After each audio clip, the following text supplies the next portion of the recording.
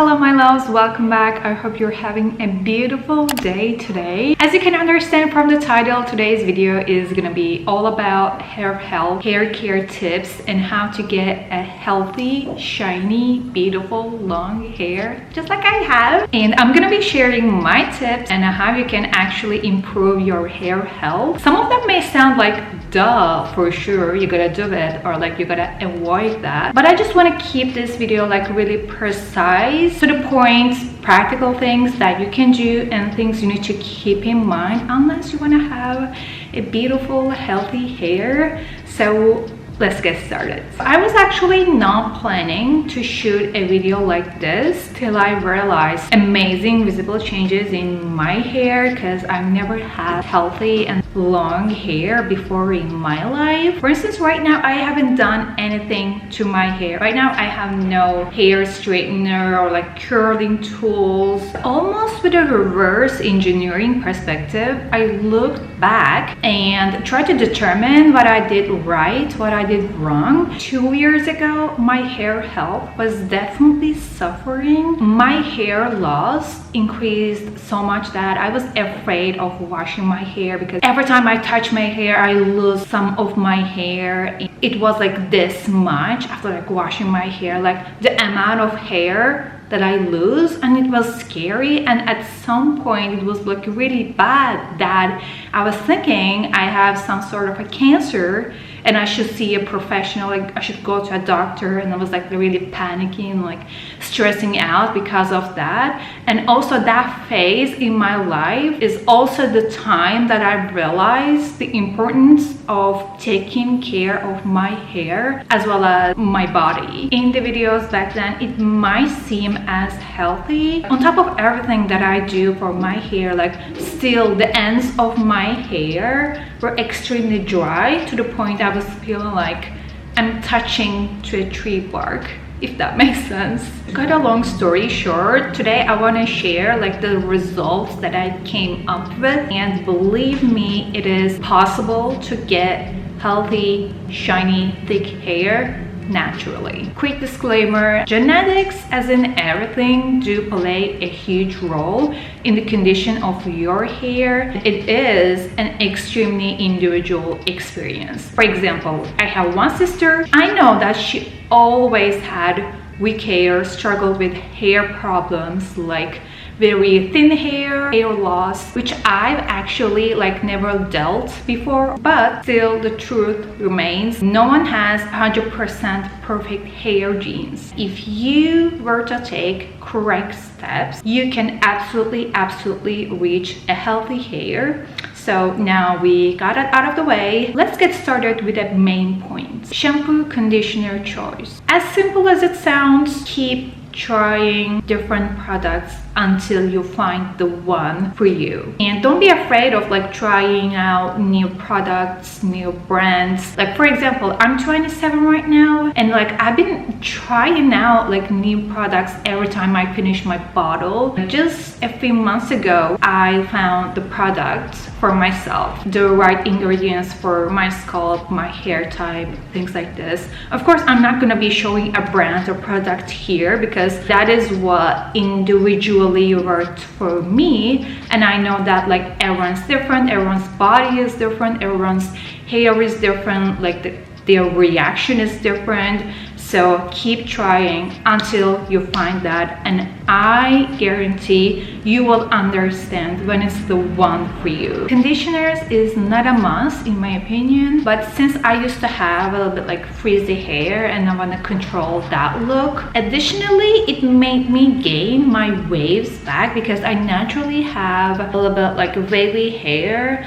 and now I can see like they're more defined and I have like more volume. So 1, search for your product, and 2, know your hair type and the needs of your hair, and 3, for sure, be patient. Regular haircut. Those who aim to have a long hair, I hear you. I aim for the same thing. But do you know what made my hair grow faster and also reduce my hair loss. That's right, cutting my hair. Also, you don't have to get a huge cut, like just enough to get rid of your split ends, and you're gonna be good. You know what? I would prefer a less long but healthy hair over a long but unhealthy hair. Stress management. I learned the importance of stress management when I used to struggle with many things in my life a few years ago, and they came to a point where I cannot take no more. To sum up, going back to that time of my life, I had severe stress levels. I was in a depression, or like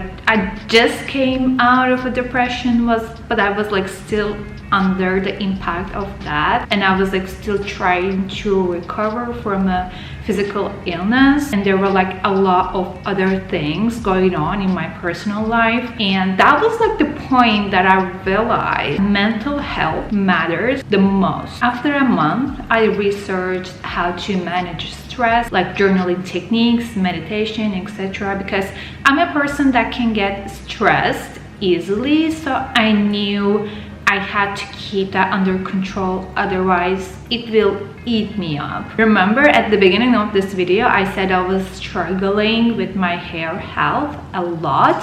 It was due to stress. So cutting and getting rid of my damaged split ends, plus right hair products, plus managing my stress equals to magic. Last thing I want to mention, dyeing, curling, and other operations. I'll tell first that I'm not against like dyeing or like doing other things to your hair. In fact, I plan to dye my hair soon, but remember when I said to you like the ends of my hair, they were like extremely dry. It was not just because they were like ends of my hair, but also they were like the only dyed part of my hair. And of course, no, you don't get a hair like this right away, but after a while you may experience like dryness. And I remember myself like putting so much conditioner to the ends of my hair, but they were like still so dry, to the point that it really like bothers me. Of course, at the end of the day, it's your decision, but just remember that there is a price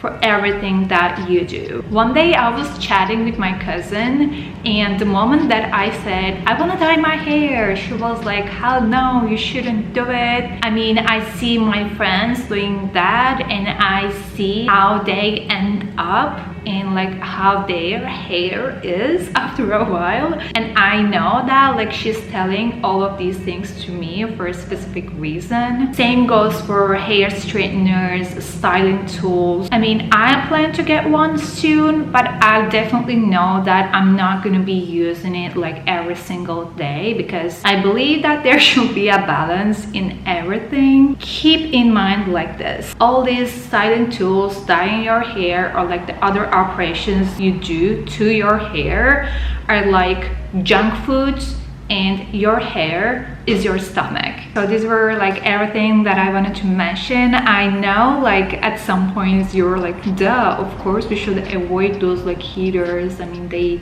really do damage to your hair and actually cause like split ends. Yeah, we know all this stuff, like go find the right product. But most of the time we just forget that, for example, to avoid stress and how much it matters. And I think, I mean, in my perspective, avoiding stress is much more important and fundamental compared to buying a fancy product, paying $100 on that. To me, getting unhealthy hair is easy. When it comes to hair health, less is more. Stick to the basics, and then if you want to make your hair care routine a little bit fancier, of course you can go for these, but even doing the basics is gonna save your hair if you face any hair problems. Trust me on that, because I've gone through that process and I know that it worked for me. So yeah, I mean, just keep your perspective as minimal as possible. Yeah, that's everything that I wanted to say in this video, and let me know if you want to see more videos on that and how my actual hair care routine is, like the products that I use. I don't know if you will ever be like curious about that. Hope you have a lovely day, and I'll see you in the next one. Bye.